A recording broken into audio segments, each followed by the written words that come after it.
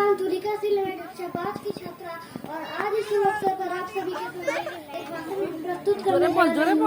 अगर मुझसे कोई भूल त्रुटि हो तो कृपया मुझे क्षमा कीजिएगा। मुझे यह नहीं मालूम कि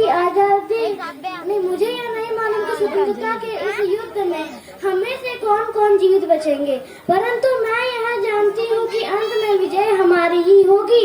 आजादी की पूर्व घोषणा करने वाले स्वतंत्रता सेनानियों में से एक नेताजी सुभाष चंद्र बोस ही थे। 23 जनवरी 1897 को उड़ीसा के एक गांव में जन्मे नेताजी सुभाष चंद्र बोस भारत के सबसे महान क्रांतिकारियों में से एक थे।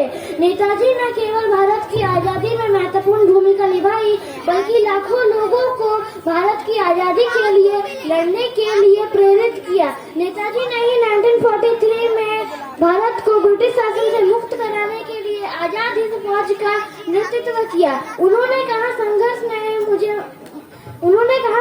ने मुझे मनुष्य बनाया है और मुझ में आत्मविश्वास उत्पन्न हुआ जो पहले मुझ में नहीं था। इसीलिए हम संघर्षों और उनके समाधानों द्वारा ही आगे बढ़ते हैं।